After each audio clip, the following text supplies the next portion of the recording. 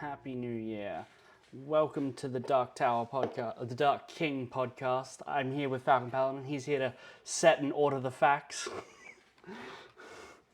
which is references to something that we'll talk about at the end of the show. But I happen to really like those parts, so I needed to get them in right away. Yeah, how you been? It's the new year. Haven't seen you since before Christmas. Yeah, doing good. Holidays always screw up scheduling, so glad to be back. It's true. Mm-hmm. Yeah, Christmas parties, New Year's parties, super fun stuff like that, you know. Yeah, yeah. All went So well. yeah. Utah didn't freeze over. No, not No, really. nobody set a car on fire with fireworks. Oh, I'm sure somebody did that. Yeah, absolutely. Sure Did- somebody blew their hand off with fireworks. I'm sure somebody took an eye out with fireworks, guaranteed. Yeah, Yeah. I've seen on Reddit a bunch of videos coming out of like Berlin where like people had like a boot full of fireworks accidentally all go off at once and the car just explodes. Awesome. Yeah, Nice job, guys. Yeah. yeah. And there was another one where it looked like it was a big enough explosion that it broke a bunch of glass windows and like covered this crowd of people with glass. It looked Yo. rough. Yeah, that sucks. That is not Okay. the German precision I had come to expect. Yeah, definitely not. Yeah. And then there was a video from like 10 years ago where someone's garage caught on fire where they had like $1,000 worth of fireworks in there. That was pretty fun. Wow. uh, Fireworks. Good did, stuff. Human ingenuity at its best. yeah. Did you see? I mean, this is only vaguely related in by means of burning down. But did you see the guy who's like $2 million house burnt down because he was trying to fry a turkey in his garage? No, I Yeah, believe this that story. Yeah. this was in over like Thanksgiving, but I think it was in Minnesota, maybe. But yeah, this guy was like trying to deep fry a turkey in his garage, and I guess he didn't get all the moisture out, which you're supposed to do, and like water and oil do not mix, and so his Mm, house caught on fire and burnt down. yeah. Yeah. Yep, that'll do. Yeah, that's why we do this outside instead of inside of a structure. Yeah. Just in case, you know, Just in just in case it explodes or like flames shoot out and stuff. So Yeah. that is an expensive lesson, dude. Wow. Wow. Yeah. I guess money cannot buy education or sense in these matters, I guess. Yeah, I guess. But you know what it can buy? Exactly. Another house for that guy. So I think it'll be fine. Yeah, probably will be fine. Not worried about it. Yeah. Yeah. Not going to contribute to a GoFundMe if he sets one up. We'll just say that. Right. Right. Yeah. So before this, I was playing a little Half-Life Alex, which is, I mean, like 4 years old now, right? Yeah, it's around there. March 2020. Yep. So Yep. almost 5 years coming up. Almost 5 years. So I was listening to a very old episode of a podcast. Like every now and then, I just go back and re-listen to all the old episodes. And there's a couple of really funny things that they're talking about. One is they're calling Fallout 3 the best looking game on the Xbox 360, which is hilarious.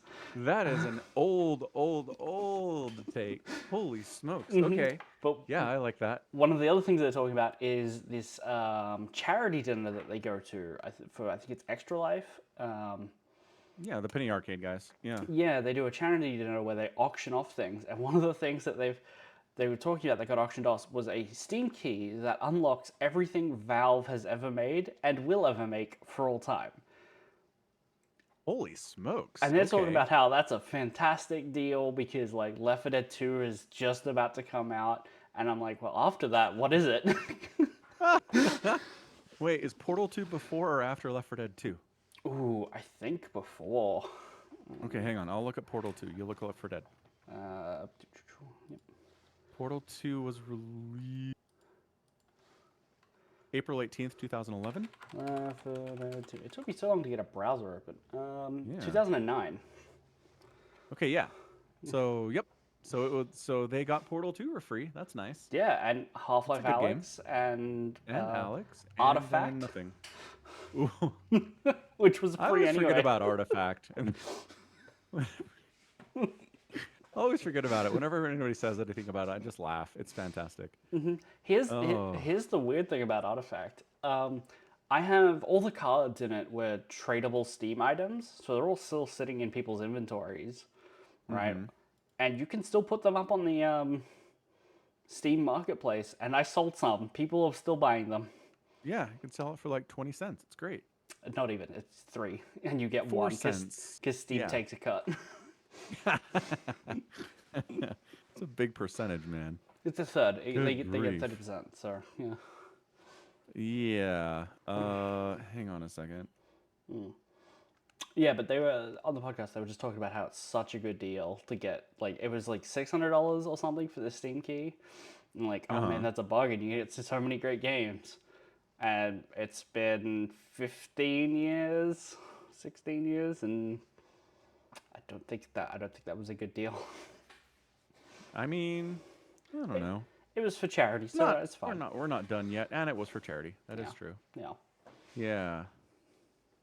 Yeah. So I mean, in other Half-Life news, apparently the guy who voices G-Man posted like a cryptic whatever video on Twitter a couple days ago.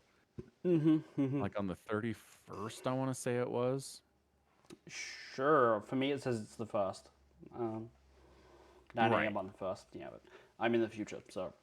I don't Yeah. know. So it was the 31st for me, first for you. Yeah. Because you are in the future. True facts. Anyway, so it just got people all riled up. I mean, the Reddit, the subreddit for Half-Life's kind of going crazy with it. Apparently, this guy never posts on Twitter. Yeah. And when he does post things, usually it was like the last time he posted was before Alex came out. So I mean, there's a little bit of like correlation there. Obviously, a tiny bit. Was the thing he was posting about before this about Half-Life Alex, or just coincidence? You mean back in Like 2020 when he was, or 2019, Like, right? if the thing he was last posting was like, "Hey, just got finished recording for something cool, check it out," and then Half-Life Alex comes out. No, it was like Cryptic stuff. it was like I just went and got a pizza. That was nice. Well, I mean, this video, which we can share in the chat here if anybody's interested, is just like a 20-second voiceover doing G-Man voice, right? Talking about how, like, all the stuff that's happened over the last few years and the next quarter century, what's in store for that, just like looking to the future and like diagonally panning over some painting that people have been trying to figure out what it is. Yeah, one comment I saw, it's like, it looks like maybe a Picasso painting based on the fact that I have no idea, I have no education about this at all. I was like, Right. Yeah. good. Anyway, so there's that. And then there's the whole fact that at the end of Alex, which I was spoiled on, unfortunately, but, I haven't played it in 4 years. It's my own gosh darn fault. Right, you end up, like, Gordon's back, right? Like, Gordon's ready to go on another adventure, effectively. And then they have publicly talked about how, they might make some more games in the Half-Life universe depending on the reaction to Alex, which I would say was pretty insanely positive, right? Sure. Yeah. I mean, for a VR game, because nobody's selling 800 million copies of anything on VR because there are so few VR headsets, but Right. I mean, it has 82,000 overwhelmingly positive reviews on Steam, right? right. And Metacritic, it's got a 93. Yeah, and I've heard that like roughly a third, if that, of people who buy a game will leave a review. So you can, Right. 250,000 sales maybe. Yeah. Which for VR, sounds all right, right? Yeah. Yeah. Steam definitely got their money out of it. They got their money back. Right. So, that's the two things when you're developing a game or anything creative, right? You want to get some critical acclaim, and also you want to get your money back and make some profit. Those are the two things. Right. So it seems like it was success overall for Valve on both fronts. And I gotta say, I booted up for the first time today, and man, it's just like the best looking VR game I've ever played. And I'm not playing them all the time. But there's this comment that I saw where it's like playing a game like Half-Life Alyx makes you realize that 99% of VR games out there are concepts of a game, not actually full games. Like Alex is not just a demo of like, look what we can do with VR. It's like it's got a story, it's got characters, it's got voice acting, the polish is off the charts, right? Mm-hmm. So anyway, so it's good. So that's nice. There was some leak stuff from Valve recently Yeah. where there's a lot of stuff where they're working on a new physics engine. They're like talking specifically about, interestingly enough, like the state of water, like taking water, being able to freeze it, being able to boil it, being able to take it from a frozen state and melt it, right? So That's just interesting. doing weird, crazy physics stuff that I don't think we've seen that anywhere in games. And it's a Half-Life title. If they're working on it, they feel the pressure to like do something that no one's ever done before, right? If Whether or not they need to do that, I don't know, but there is kind of that expectation. if they say they're working on fluid dynamics, Yeah. I'm thinking Portal, not Ooh, yeah, Half-Life. yeah. Yeah, Right, because Portal 2 they're messing with fluid dynamics there, right? You're exactly. shooting goop all over the place, right? Mm-hmm. Totally. Yeah. So that would be really funny. And they're like, they have the releases trailer, it has 3 on it, and then it's like, Portal 3. Right. There. Oh man, there was a thing. I don't remember when it was, but basically Valve was like, "Hey, we've got an announcement coming out on the third of the third. You know, Yeah. something right at 3 p.m." And people were like, "Oh my god, this is going to be great." And what it ended up being was the Steam box, I think, which was when they were Right. trying to do their own consoles, which died immediately, which was great. But someone basically suggested that what if they release this console and it's the only place you can get both Half-Life 3, Portal 3, and Left 4 Dead 3, and they're all available immediately, right? I And Team Fortress 3, I mean, think, as well. Yeah. yeah, right. That's the other 3 they've never released after decades of time. Yeah. Yeah. I mean, yeah, that'd be amazing. I don't know if they would abandon like the PC No, gamers and like I force them they to buy a console. no, they wouldn't. But I think Yeah. like, they were consoles, but they were just like little PCs. Right? Yeah. Like, No, I know, but same like with forcing someone to Steam buy Deck. some hardware to play your game is like, Right. yeah, Well, that's stupid. yeah, yeah, don't know. I think I would imagine, because I can only imagine them thinking it through and being like, well, we'll bundle all the games in with it, but you don't have to buy them on that, right? Right. I think Right. that would be the If smarter you way just to want do to it. download them off Steam on your computer, that's fine too. Right. Right. I agree. Yeah. So anyway, I don't know. I mean, I do want to say them releasing Alex definitely gave a lot of hope to Half-Life fans. Like, holy Right. shit, they can actually come up and produce games now. We were worried that they were not doing that ever again. So they Right. did it. They're capable. Yeah. And I mean, the question we've talked about before is, are we doing Half-Life 2 Episode 3? Mm. Except they kind of went back and messed with it in Alex, right? Mm. Because they take the ending of Half-Life 2 Episode 3 and kind of like wiggle with it a little bit with the time mechanics, and Mm-hmm. like they put G-Man puts Alex in stasis, and then Gordon's there, and it's just, I don't know, it kind of messes around with it. So I don't know. I mean, anytime you're introducing the concept of time travel to your work of fiction, your creative work, you can just get real wonky with it if you want, which I'm not a Yeah. huge fan of. You But can do whatever you want at that point. Just be like, right, right. bugger it. So Yeah. I mean, I'm honest. If they released Half-Life 2 Episode 3 using the same engine they used back in 2007, I'd be like, rad. Like, this is what I've been waiting for. I'm okay with this outcome. It's like none of the new stuff, no new physics, no new engine, no new graphics. It's just exactly as it would have looked if they'd released it when they were supposed to. I would buy it. I'm sure you would. Some people would. Someone definitely would. I Yeah. just it would be really really hard to justify like an $80 purchase for a game that looks like it came out in 2007. Well, to be fair, they'd probably only charge you like $50 for it for 2007 prices.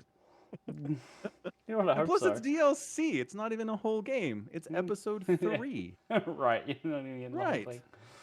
Yeah, it just pops up as available DLC on your Half-Life 2 download on Steam. It'd be funny. Yeah. And I mean, and then the other thing is maybe they just skip it entirely, just release a Half-Life 3. and then just kind of merge the stories of Half-Life 2 Episode 2 and Alex together, and we just go from there.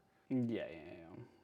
But on the other hand, it's entirely possible we both die at the age of 98, and there is no subsequent Half-Life game, and Alex was the last one. You know, Yeah. I wouldn't put it past them. Well, where would you put your money? Like Half-Life never, like we never get another Half-Life title until we die at the age of 98, or we get a Half-Life title. Whether it's another Alex, it's another VR game like Alex 2 or something, that would count, right? I mean, I'm a long way away from 98, a little bit further than you, and I could definitely see another spin-off Alex-esque kind of game coming. I can absolutely. Why not? Will Barney. Barney. I haven't played Half-Life. I played Alex, Oh. but I haven't played the others. Sorry, Barney's just one of the cops at the Black Mesa facility, one of the security officers. Sure. And anyway, whatever. I did try, but the problem is the game looks like it's from 2007, and it's a little rough to play. You're talking about Half-Life 2. Yeah. I played the Black Mesa mod, which man. is supposed to like up-res it and make it look all nice and shiny, and it still looks old and hard to Well, look yeah, because it is old. Your expectations are confusing me. I think if you put out a mod and say, hey, we're updating the graphics to make them look a little more modern, they should look more modern. That's all. That's all. Okay, sure. Yeah. Anyway, them yeah. putting something out, you would see that happening. For sure, yeah. Okay.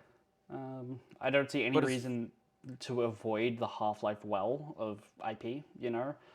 I think going back and trying to finish Half-Life 2 is not going to happen. I'd be Right. I would be willing to bet we get the next Game of Thrones book before we get Half-Life 2 Dude, Episode 3. we are never getting Winds of Winter. Like, that is not happening. Mostly because George R.R. Martin's going to die in the next 10 years. It's a him thing. We would have more time available for a Half-Life title to come out than the available time for Winds of Winter to come out. I mean, do you think Half-Life comes out if Gabe Newell dies? Ooh, that's a good question. I don't think it's as dependent on Gabe as Winds of Winter is on Martin. He is 62. He is. He can run for president. Well, I mean, Everyone yes, gets for the everyone last gets a 3 free decades. Steam Deck.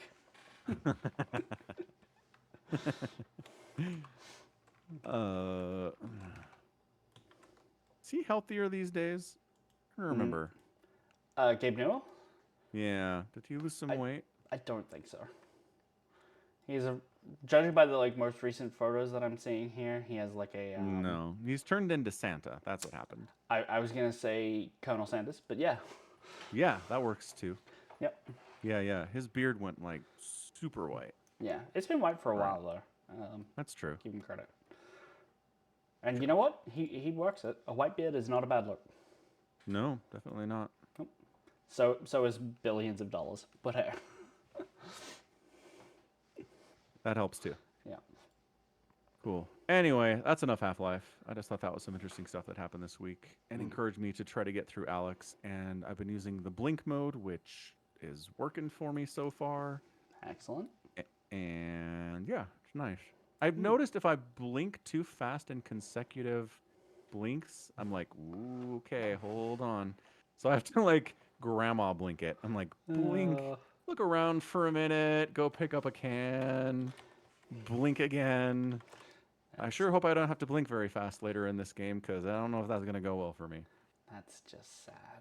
I feel like that's probably something that's going to happen. It's an action game. It's an action shooter. Yeah. Yeah. It is a shooter.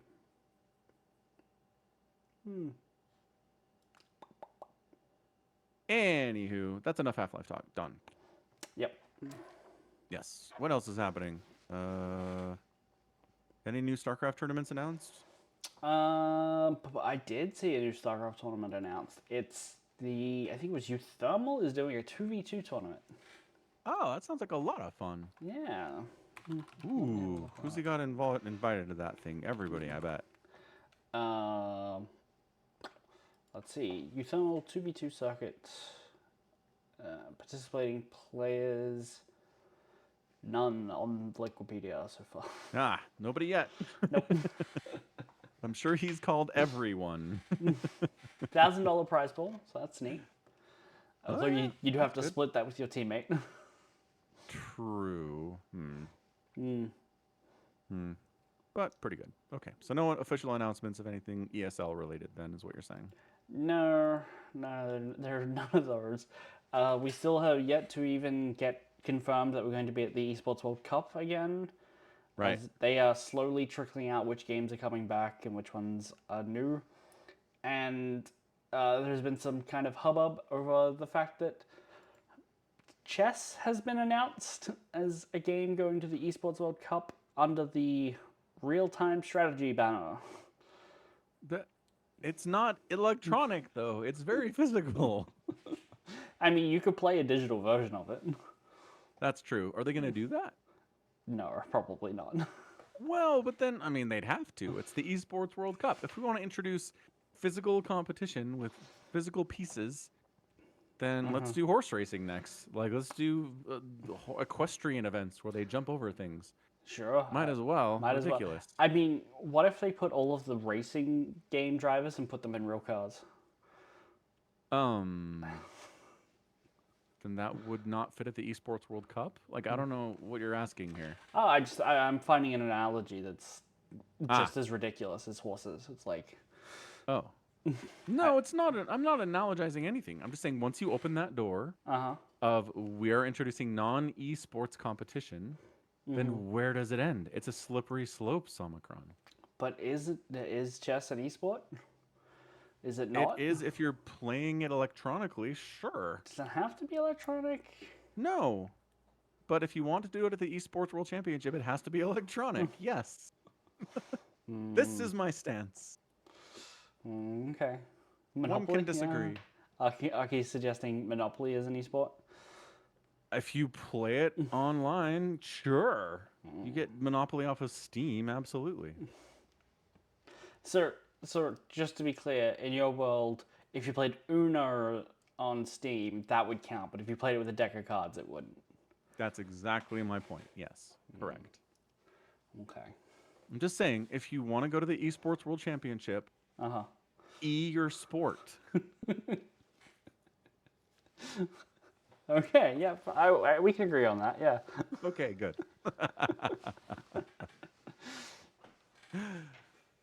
Oh, man. All right, cool. Enough of that. Yep. Eventually, it'll be announced. It'll be awesome. Bovine Slam said they made a movie about E-ing your sport. No, the other way, about real-worlding your sport with Gran Turismo. That's true. They took people who played the Gran Turismo E game, and they said, we're going to put you in a car, like Somicron said, and then you can learn how to be a driver. Oh, how'd they do? I did not see that, but I saw the trailer 1,000 times. I definitely did see a short documentary, like a Vice thing on YouTube or something, where they took races and put them in real cars, and some of them did pretty well. Yeah. I think one of the modes was like a drift mode, so they got players out there to just like get in a drift car and go around the track, and they did fine. They didn't crash and die, so you know. Right, which is the baseline, but you know, we'll take it. Yeah. Well.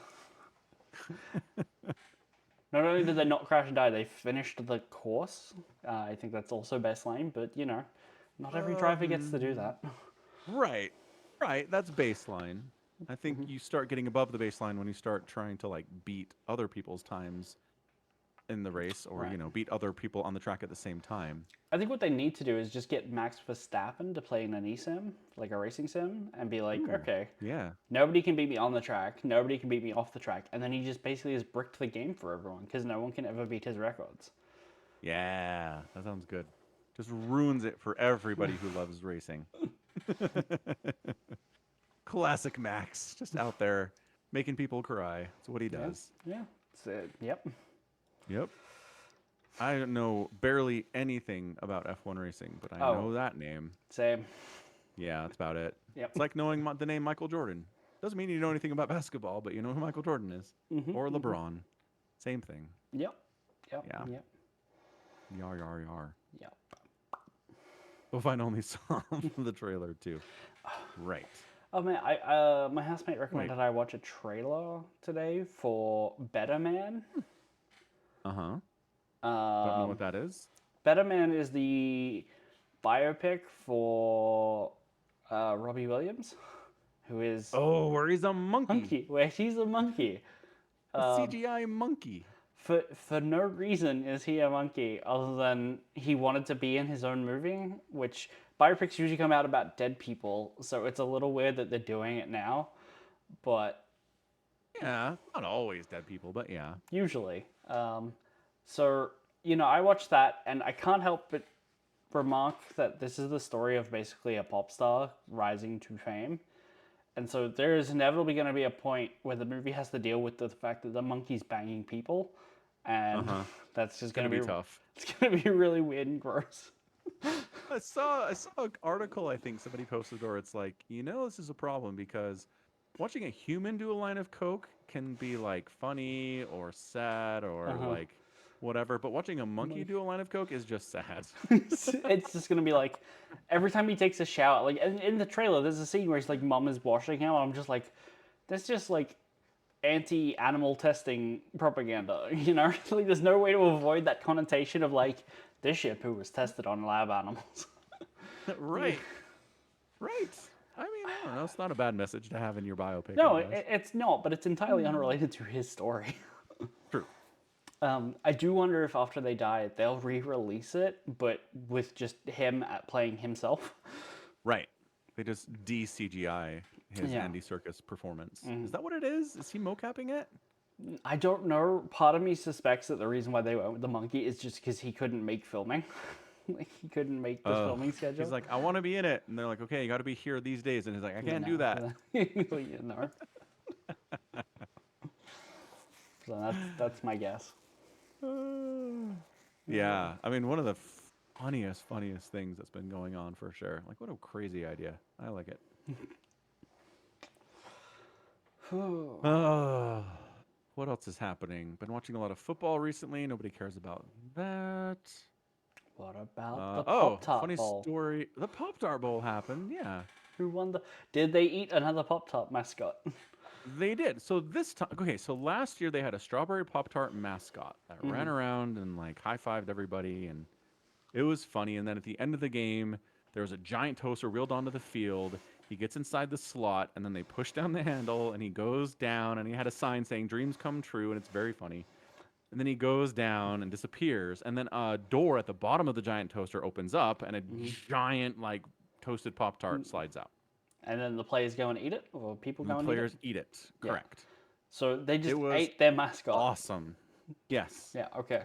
Yes, which that was the selling point. Before it, like all the marketing was like, they're going to eat the mascot at the end of the game. Tune in. And we were like, okay, you got us. Right. But I mean, you're trying to differentiate yourself from these other 50 bowls that are out there every season, and it totally succeeded. So good on them. Yep. And so then this year, I was like, boy, I sure hope that they fix this whole door opening at the bottom of the toaster idea. What the hell? That's not how a toaster works, you guys. No. Oh. So this year they said we have 3 Pop-Tart mascots of. You know what they should have just done is made it a toaster oven, because then the door just swings open. Bingo! Totally should have done that. We need to email them for next year, guys. Look, you're 10%. making this too difficult. Yeah. Yep. Yeah, and it was great because one of them came onto the field with like the wrapper on, like the silver like wrapping on a Pop-Tart, and tore it off himself. It was amazing. So that happened, and then at the end of the game, the MVP of the best player in the game got to choose which one would be toasted and murdered. And so he chose, and it was the cinnamon one. And I was like, all right, here we go. Did they update it for 2024? No, it was the same stupid thing. The door opened in the bottom, and I was like, you guys. Oh, yeah. And then, like, in the first part of the game, they're like, strawberry Pop-Tart is back. It's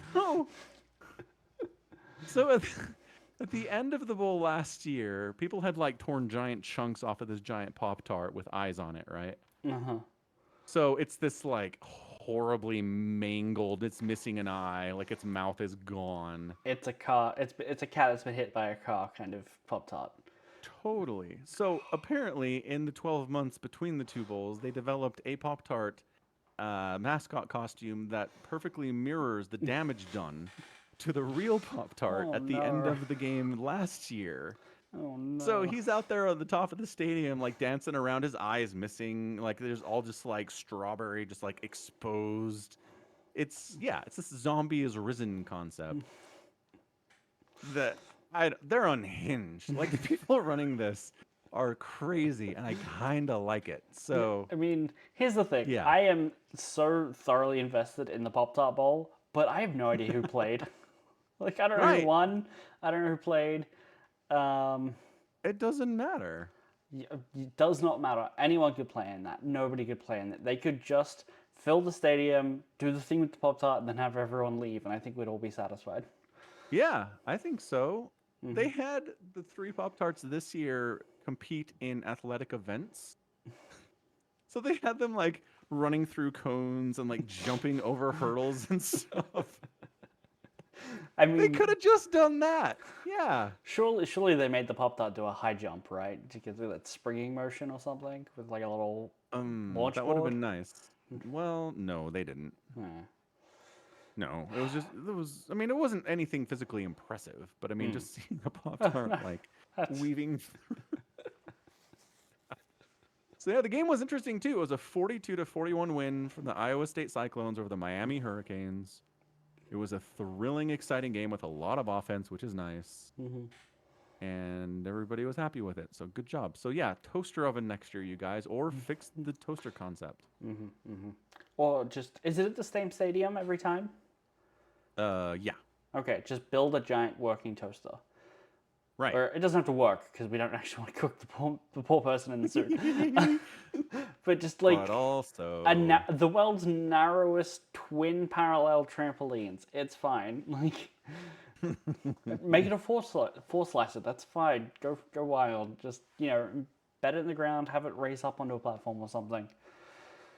yeah, And springboards. Like it's not hard. right. No, not hard. Yep. Do better next year, guys. Like you're killing it. You're the most entertaining bowl by far, but like do better next year. Come on. Oh. So yeah, that was the best sports thing that happened over the last couple weeks. Fair enough. Yeah. What else? What else? We just go Warhammer?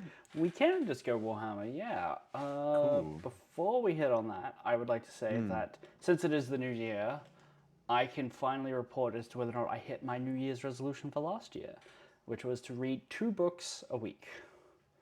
Oh yeah. I want to say you probably did it. You were a listening fiend this year, last year. I can tell you right now, I listened to a grand total of 4 non-Warhammer books.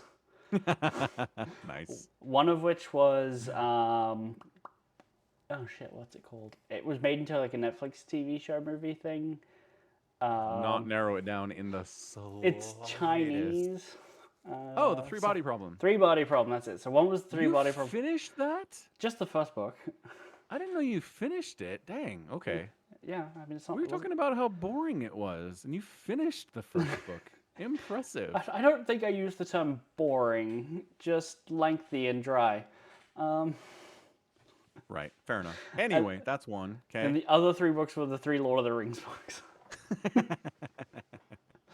So, yeah. On brand. Yes. So, 2 books a week, 52 weeks. I needed to have read 104 books. Would you like to take a guess at how many books I managed to read last year? 102. No. 104. No. 106. 105. Oh, just squeaked over. Nice. You did it. Congratulations. Woo. Go A me. lot of Warhammer. That is a lot of Warhammer. So wait, I have a question. Is there anything 30K that's outside of the Horus Heresy, or does 30K just mean Horus Heresy? 30K just means Horus Heresy. Yeah. Okay. And then 40K is everything in the 40K world, which is a lot. 40K is everything not Horus Heresy. So Yeah. you might get, I don't strictly know if there are a lot of books set in the middle, but if like you pull up a codex and there's like a story about Van Gogh's Van Gorge? I don't know. There's a lot of Vans in Warhammer, but there's a guy who manages to be both the High Ecclesiarch and the Master of the Administratum, and he basically does a coup on the High Lords, and it's called the Reign of Blood, and it's the origin story for the Sisters of Battle. That story is set in like the 35th millennium, and it's still considered 40K. Right. Even though it is technically pre-40K. Got it. Okay. Yeah. Yeah. That's cool. Cool. Yeah. All right. So we read the first book in the End and the Death The End and the Death. trilogy. Yeah. Trilogy. By Dan Abnett. Yeah. There you go. Who is awesome. Good job, Dan. Dan did such a good job here. It's hard to describe this book like on paper, like what happens, because it sounds like it shouldn't work. If you think about it, there's a bunch of Astartes that do some fights, but the most story progression that you really get, I think, is narrowed down to a man stands up and a man sits down, and like that's and like it's 500 pages. It's like, how does that work? And it's fantastic. I think like, somehow that works, you know? Yeah. I mean, yes. A lot of it is, look how shitty Terra is right now. Like, that is a lot of what's going on here. It's really terrible. Everyone's dying. The people left are struggling immensely. The air quality is horrendous. The planet probably won't survive everything that's happening to it right now. And the traders just keep getting closer and closer and closer and closer. And boy, howdy, Guilliman's not here yet. So that's pretty much it.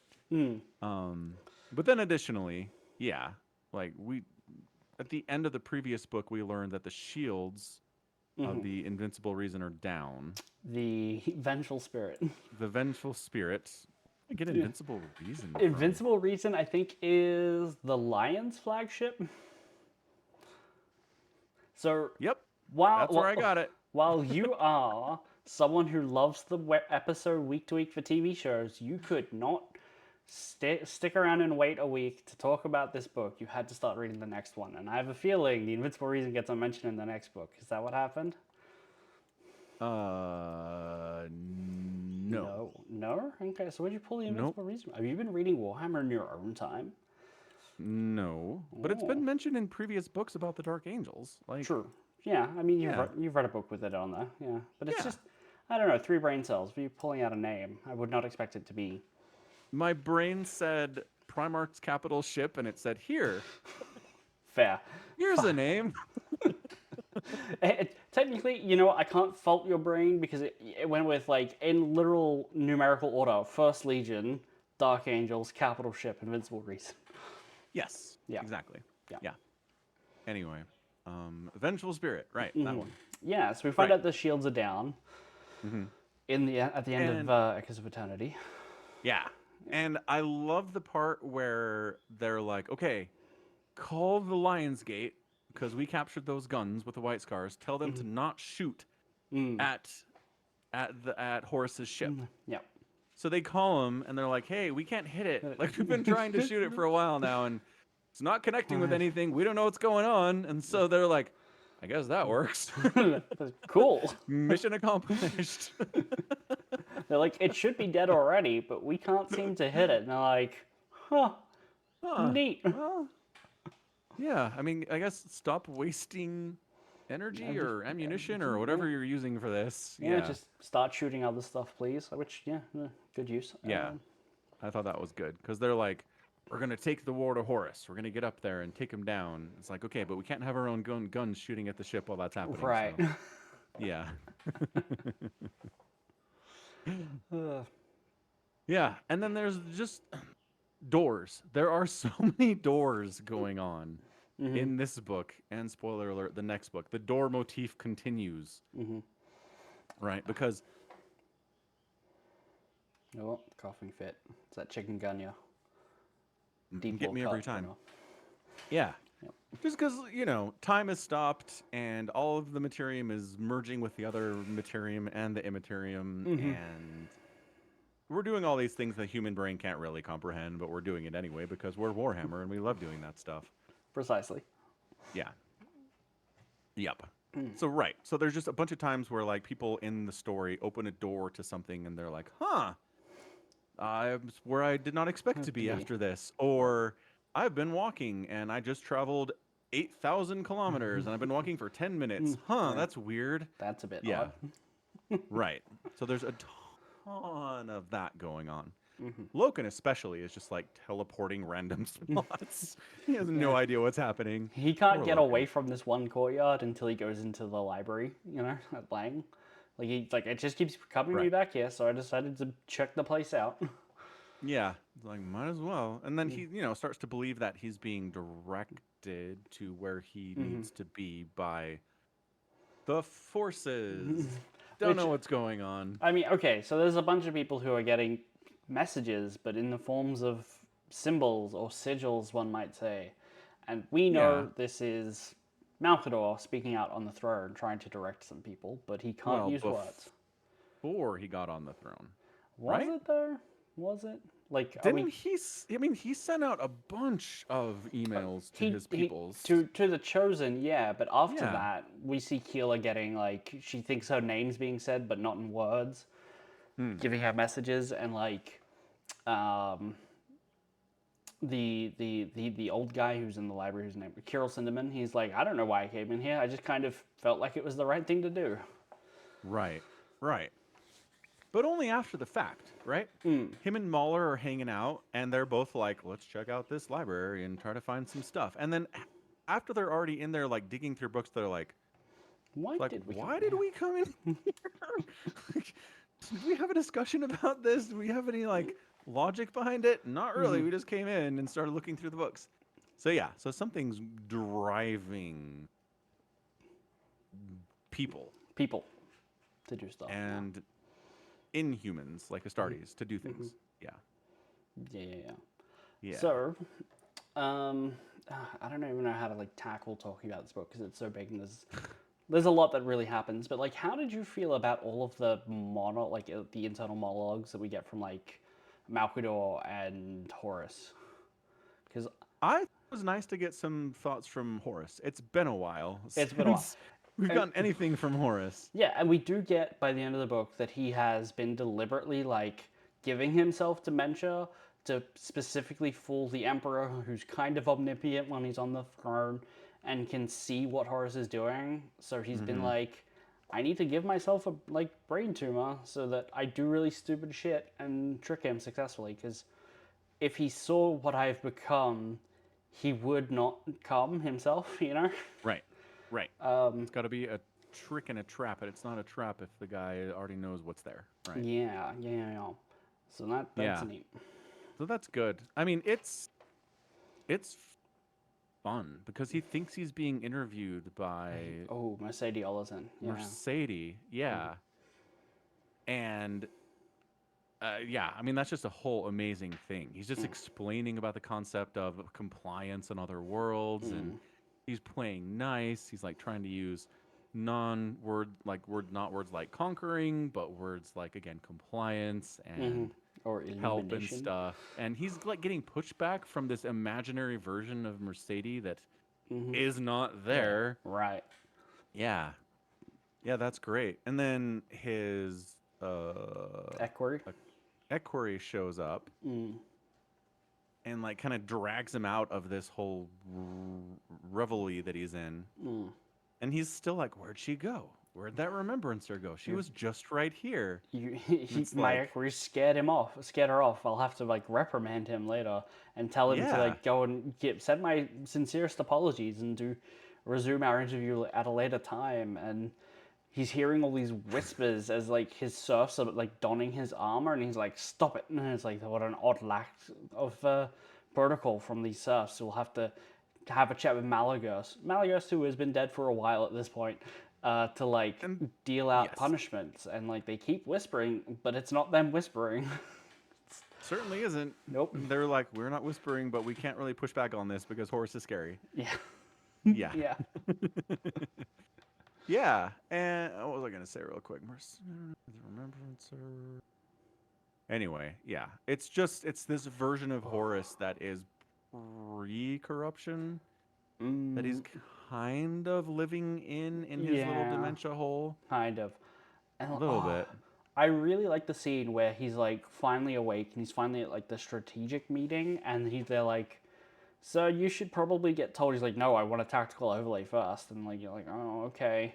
And they're like, Yeah. what is this group here? What units are these? And like, we don't know their names. We were hoping you would tell us. And he's just like, oh yes, they've set me up to like show off a little for the new blood. And like his mind is just finding all of these reasonably logical conclusions for like why someone would be doing something a little weird. And you just get a list of all the demons that are fighting. Like he's just naming all these demons that are like fighting on Terra, and it's like, oh, there is a little bit of a like, did Horus invent these names, or is the warp giving him them? I don't know. It's not important, but like we know some of those names. You've read a book with some of those demons in them. Right. Yeah. So Yeah. it's neat to get a little one on one hand. It's like a little like, oh, here's that guy from that thing with the place and the guy, and he said he was here, and here he is. And but it's also just Horace being like really scary to his own men in a way, and I like that. I think Totally. it's really neat. Yeah, it's really well done.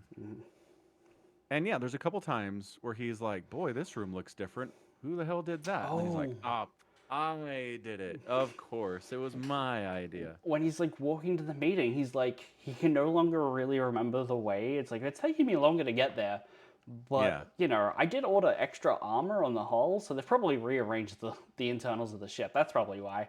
That's why I don't know what that sidecar chamber is used for. I can't be expected to know all of that stuff. And it's like, no, dude, you're totally like brain death. That's why you can't remember. You have an eidetic memory. You should know these things, buddy. yeah. But his brain's just not allowing himself to believe that anything is different or wrong or substandard. So yeah, very funny. Good stuff. So yeah, there's that whole thing. There is the decision that the shields are down. Mhm. Let's take the fight to Horus. So the Emperor's like, cool, I'll get off the throne Mhm. and we'll put Malkador on there, and it's probably going to go poorly for him, but you know, he's the best we got. Uh huh. And the Emperor walks around for the first time in a gosh darn heck of a long time. Mm. So, what's the word that they use for like this is Operation blah blah blah for the Emperor's Strike? What do they call that? Yeah, I can't remember. Could you look it up? I can Because try. in my head it's either amnesis or Terminus? Abanesis. It's not. No, Terminus is the other thing. Yeah, Terminus like so Terminus is like Basilia Foe's super weapon has been labeled a Terminus decree thing, which Yeah. that is setting up a thing in 40k, but I don't want to spoil it. Well, it's hard to spoil a plot point that goes nowhere in 40k because That's true. it's a super weapon that will kill all of the Space Marines, and you know all the Space Marines are dead. So, you know, Yeah. but No, yeah, with oh. Yeah, yeah, that yeah, whole yeah, thing's in here. yeah. But Yeah, yeah, yeah, yeah, yeah. there's a thing in 40k where Malkador's tomb has like the Terminus decree, and when things are super dire, Malkador has some like instructions on this thing that you should do, and it's like, okay, the Terminus decree, this is a super weapon under Terminus decree. In 40k, it's now basically revealed that what this thing is a super weapon that could kill all the Space Marines. Yeah. Yep. Ba-da-ba. Makes sense. Yeah. There are a lot of A words in this book. Maybe you should sort by like the Emperor, or and then just find words near it. I mean, the Does Emperor. not narrow it down at all. No, no. There's too much of that going on in this book. Too much Emperor things. Uh, Both from like the all perspective as well. Anabasis? Abanesis. Anabasis? How do you spell it? Anabassis. No. Oh, Anabasis. yeah. I think that's it. Okay. Just because contact has been lost, it doesn't mean that Anabasis has. So it's right, definitely the plan to get on the ship. that is definitely it. So, Yeah. Okay. Abanesis is, I think, how it was pronounced in the audiobook. But I Okay. don't know what this word is, and I don't know how to spell it because I have the audiobook. Right. But We got there. it is ancient Greek Yeah, of course it is. for an expedition up from. So it is Oh, there you go. his Perfect. his expedition up from his throne. There Yeah. you go. All right. Perfect. Thanks, Dan. Thanks. Yeah, totally. Yeah. So I mean, the other stuff going on in the book is, All and John Grammaticus are still wandering around trying to get an audience with the Emperor with no real plan of what to do once they get said audience with the Emperor, which is fantastic. Yep. Yep. Just maybe stab him with a space knife. Right. Which, buddy, guy, that can't be your plan. I don't know. I think that's a great plan. Stab him with a space knife. Well, he wants to talk to him first, and that's fair. Yeah, but come on. Like, he knows. He knows. Yeah. Anyway, All's very funny in this book for some reason. So, okay. The Emperor's going to get off his chair. Dawn, Vulcan, and Sanguinius are there. And I thought it was a really touching moment when Sanguinius gives Rogaldon a hug and is like, "You did your best." And then, Dawn finally hugs him, and then as they pull away, there's a tiny little tear on Sanguinius' shoulder piece from where Dawn had rested his head. Dawn had a little cry. I think that's really sweet for Dawn. It is. And nice then, for him to have some emotions. yeah, and then Sanguinius left a bloody handprint on his back from where he is bleeding from all of his multiple wounds. Classic Sanguinius. Yep. Yeah, classic blood guy. Whose name literally, yes. Right. Yeah, Okay. blood guy. Mm-hmm. So nice. I thought that was a really touching moment because it I don't know how to put it. Like, this is the last time we see them together in this book, certainly. Right.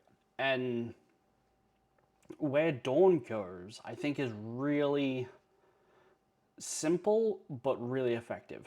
Because, like, if I didn't know 40k that Dawn doesn't turn to chaos, if he had in this moment where he has just been, like, imprisoned in a desert with a wall and 38,000 of his own dead sons, and every day for centuries he's like, "I will order the facts. I am Rogaldon, stalwart Primarch of the Seventh," and that's all he does for centuries, and he's slowly losing his mind, and he's like tallying the bodies of the dead until his sword is worn down into a nub. I would kind of get it. Like, this is such effective writing that we had whole books trying to turn Sanguinius to the Blood God, and Dan Abnett has done more in like 3 chapters to make it like a believable fall to chaos. Potential. Yeah. Yeah. It's really good. And we don't get a lot of time there. Nope. Like, not a lot of words are spent in there, but it's totally effective. Yeah. Yeah. Agreed. Yeah, that's good. So, so bottom line, a bunch of people teleport up to Horus's ship. They get split out into different groups, which is something you can do because, hey, the story wanted us to be able to do that, so we can do it. Sure. I mean, intercepting teleportation signal, that's totally a thing. Why not? Yeah, of course. The fact that, like, time and place are starting to stretch and merge kind of says that should be a thing anyway. For the end of the book, Loken walks onto the ship from the book. From the library. I was about to call it a bookstore, but it's definitely not a bookstore. No. In my head, those they're all stuck in like a coffee shop, Right. No. But yeah, so they all teleport to the same place in different locations. The Emperor gets stuck with with a bunch of his custodes who go crazy, and like, this is the first time I think we've ever seen custodes being driven mad by the war bullshit, right? And turning on the Emperor, and most of them, yeah. From 40k, all of the custodes wear black cloaks instead of red ones to mark their like failure in the Emperor getting killed. But this adds Ah, like another level of like, oh, not only did the Emperor basically die, you guys attacked him. Like, right. you guys failed so catastrophically in your duty. You attacked the Emperor. I think I'm gonna remember that one for a while. Yeah. for me as like a 40K reader, that was like, oh shit. Like there was an extra Good layer in moment. there that I thought you might not be aware of. Yeah. No, that's good to know. I did not know. I would like to point out that while the Emperor is trying to pull a man out from the wall who gets like teleported in partially into the wall, Yeah. he reaches his hand back into like a statue to like anchor himself and then pull the other guy out. Uh huh. Dan Abnett does make a quick reference that that statue has a red thread tied around it somewhere, like all of the Right. others are doing. Yeah, so Yeah. just keep that in mind. Um, Totally. yep, Yep. Yep. Yep. yep, Will yep. do. All Um, right. So then there's God, what's the his name? General Yeah. Valdor, Valdor. Yeah, it's Valdor, Valdor. That's Valdor. right. Thank Yeah, you. yeah. He Yeah. also gets teleported in. With a bunch of his men and his fun times is just like endless Endless demons. millions and millions of demons. Yeah. Yeah, and I think Dan does something again really, really interesting where it's like, okay, he has this spear that gains him knowledge of anything he kills, and like this is maybe slowly driving him mad, and he's starting to question whether or not the Emperor gave it to him out of like a bribe to be like, look, I will fulfill your needs for knowledge and stuff. Here's a spear, or if it was like he's conflicted to the Emperor's motives for giving him this thing. Yeah, or if it's And accidental. Like you're this is right, just something that happens. right. Yeah. Um, but then he's like, I need to know where we are. And we seem to be in like something's mouth or it's like a flesh pit. And he's like, I guess I'll stab the floor. And he learns where he is, and that is the vengeful spirit. It Right. is a hole that is turned into meat and sinew and is flooded with demons. Right. And that's the thing when when he kills a demon with the spear, he gets the name of the demon and he gets like a glimpse into like some horrible truth. Right. Right. So yeah, so the name is the Vengeful Where- Spirit. It's a demon now, I guess. That's yeah. fun. Yep. Yeah. So he's just getting overwhelmed and it keeps talking about he's been fighting for like 13 seconds. Seconds. Right. He's like, it's 4 seconds Right. into the fight, and a master-crafted blade has already been dulled with use. It's like, holy shit. Right, right, right. Yeah. Yeah, it's crazy amounts of just trying desperately to stay alive. Yeah. Um, so the only person who gets teleported into the right spot is Sanguinius, and everyone on the Vengeful Spirit seems really confused that that happened. Yeah. They're like, huh, huh, that was an option, I guess, huh. And then they proceed to just die because Blood Angels are cool. They're pretty cool. Yeah. pretty I'm wondering if that's because Sanguinius wasn't supposed to come. Ooh. Like he wasn't part of the original plan and he basically like begged his way onto the mission and the Emperor's like, fine. Yeah, maybe. I Right? mean, that scene, the Emperor is also proud of his little Hawk boy, and that's cute. That's a cute little scene. It Where is. he's like, I call them configurations, not permutations, but we've been doing the same thing, father like son. Oh, that's so sweet.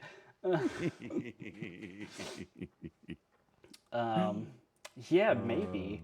Or is it the warp letting him go because we know he's going to get the Horus first, and that's where he dies? Right. So Right. it's like they drop Warp's him like, whatever, we'll just where get this he's over supposed with. to go. Yeah, Yeah, totally. I can see that. yeah. And that's, I mean, still so good. It is. What else happens? Oh, we find out that the Alpharius is not Alpharius. It's a different Alpha warrior. Okay. Okay, but come on. Like, the instant this freaking Alpha Legion, John's like, what's your name? And he goes, Alpharius. And I'm like, yeah, Come on. of course. Like, But can we what- just, like, get past the bullshit real quick? It's like, not at all. Well, Not even close. Sorry, man. so I read a book this week. I finished it today. It's called Sons of the Hydra. It is an Alpha Legion's 40K book. Nice. And it is more or less exactly what you think it is, but Uh-huh.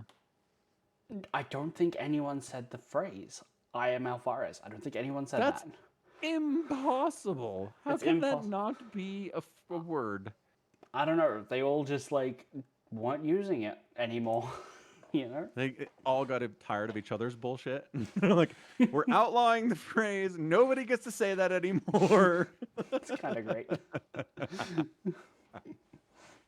John gets so mad. It's very funny. I'm like, I relate with you right now, John. I've never related to you more hard than when you got super mad that Alpha Legionnaire said, I am Alfarius. Horus.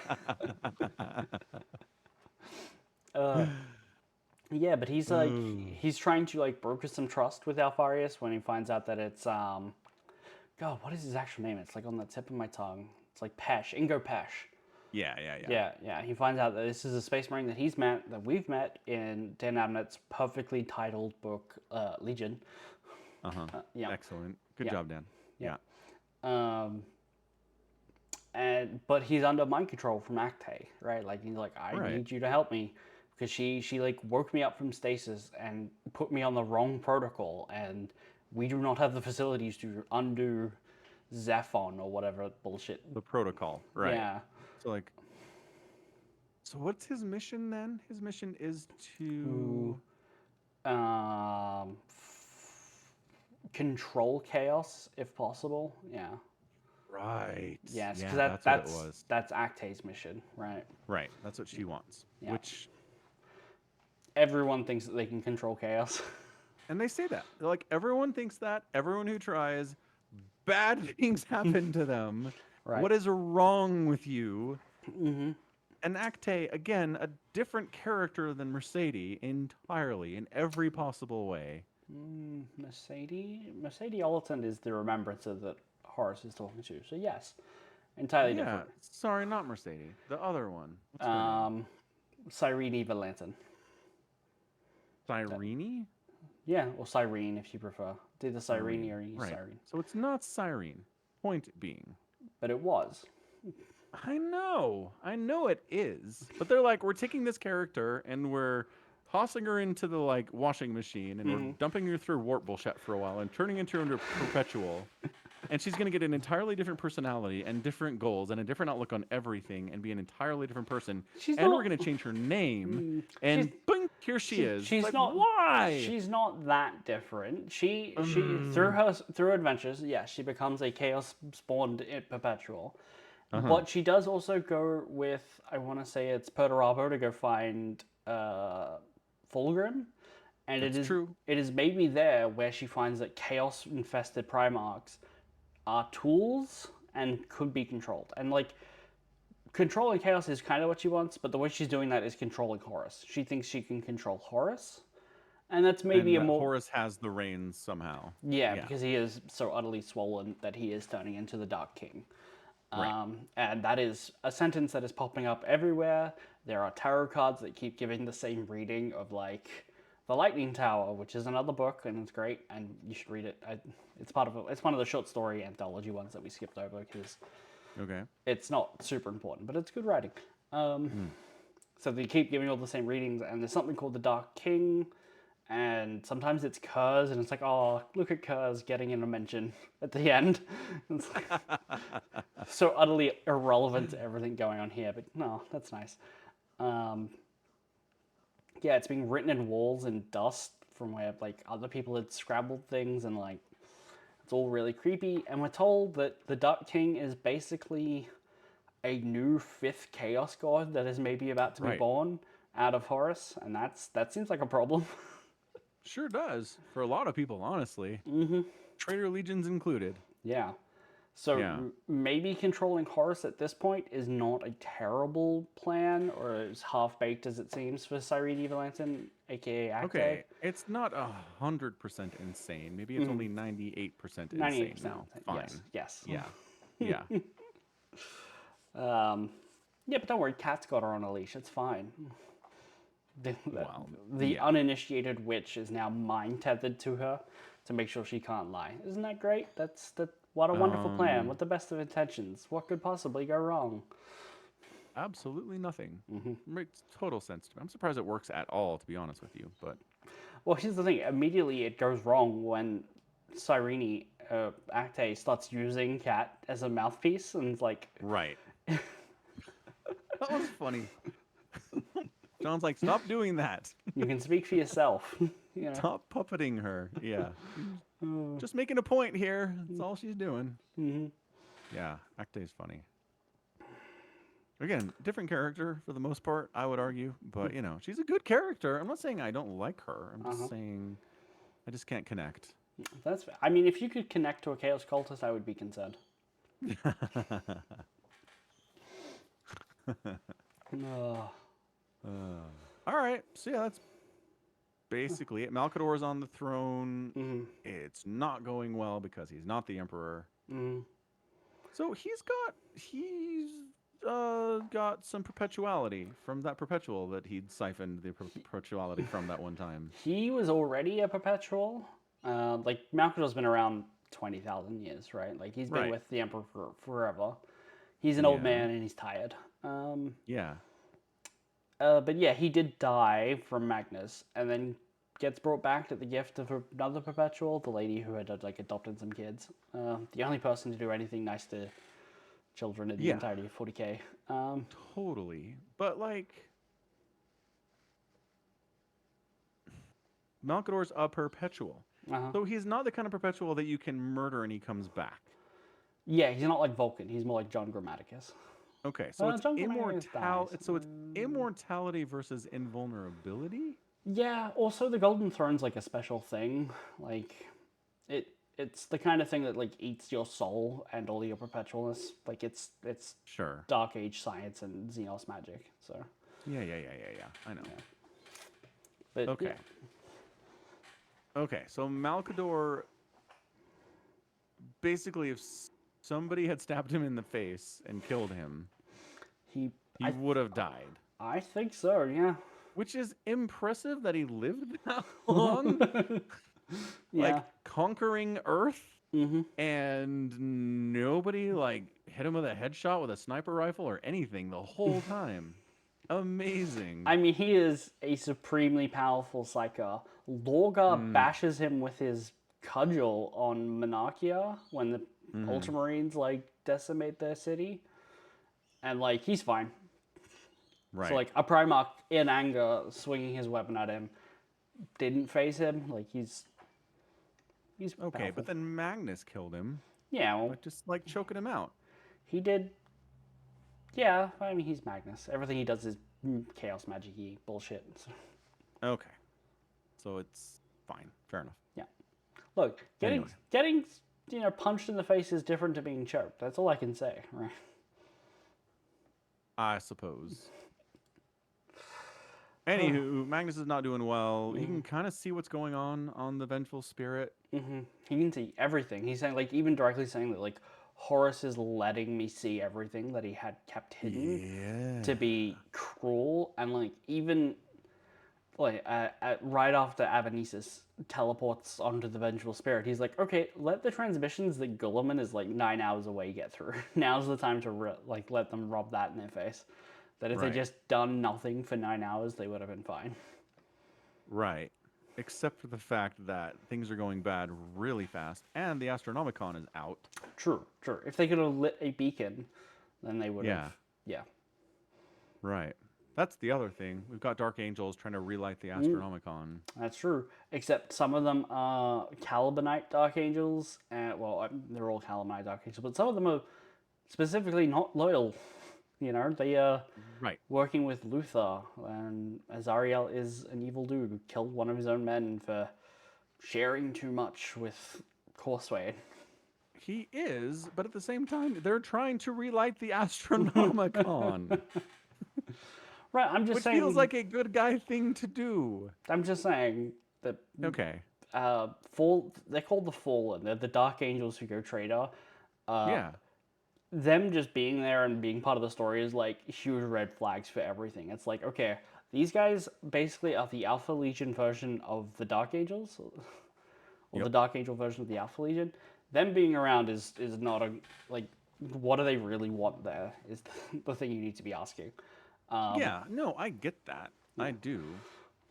My biggest question is, why are they lighting that Astronomicon? Because they'll all die if they don't, probably. Yeah, fair. Yeah, Fair. fair, fair, fair. Anyway, I've started the other book, so there's more of that in there. Sure is. Anywho, good stuff. Yeah. All right. I think that's it. it. Anything else That's we need to cover from the book? John Grammaticus, an old person, make it to the throne room and have a conversation with Vulcan. Right. And And that- Vulcan's like, can you explain why you're here? And they're like, not really. And he's like, cool. Poor Vulcan. Like, he's got all of the weight of the Imperium on his shoulders right now. And these fucking perpetuals wander up and they're like, we need to talk to you. And he's like, I'm here. And they're like, oh, not you. We and need he's like, your what dad. the hell are you guys? Yeah, we have a message for your dad. And he's like, can I take it down? And he's like, no, Not so not much. much. I just felt so bad for Vulcan. He just he Yeah. has so much weighing on him. And then these assholes. Oh, It's like, you had this knife in your possession. That have anything to do with your plan? And they're like, nope. nope. Nope, sure wasn't. It's like, I can tell it's an evil knife. And they're like, mm-hmm. It's an evil knife, but don't ask too much about that. It's fine. Just look at it over here. Don't think about the knife. Think about the thread and the scissors. And the deck of cards. Come on, at least we've got cards. It's way more impressive than an evil knife. Oh, the whole perpetual storyline, when it gets to that point, I'm just like, honestly, you've been alive for too long. Especially you all. Man, so good. So Vulcan's like, send them away. And it's like, well, that went Poorly. swimmingly, everyone. Yeah. Oh, I do kind of feel bad for him, because like their original plan was to meet with the Emperor, and they show up and he's gone. gone. Right. He's been on that throne for decades. Like, gone. I do like that John is like, he's got like a cracked rib and a swollen lip, and they're like, oh, it's healed. And Ol's like, yeah, it's part of the Emperor's aura. Just being around him, like, he accidentally heals the people around him, like all the people he gets to come visit him. And he's like, well, I guess that means we're close, because, you know, there couldn't be anyone else sitting on the golden throne, right? And then it cuts through, and Malkador shuffled up, and he began to fall, and Dawn and Vulcan and Sanguinius go to grab him, and he's like, you know, it's this really sad scene of him telling the Emperor not to be sad that he's about to die, you know? Yeah, he knows. Yeah, It's very funny. it's good stuff. Yeah, it's really good stuff. All right, we wrap it up. Wrap it up. We're working on End of the Death Volume 2. Volume 2. Awesome. Have you started it? Because I will start our it next tomorrow. pod's in like 3 days. I will Okay. start it tomorrow. Cool. Sounds good. Yeah. All right, let's wrap it up then.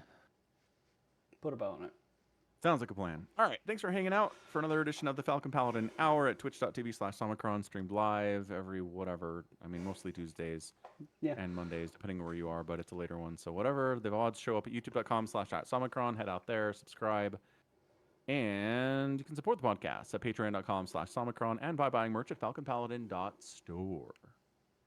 Yeah, if you want to hang out with us, talk to us, come to the Twitch stream, we're here. And if you don't, you want to listen or just watch, that's okay too. Yep.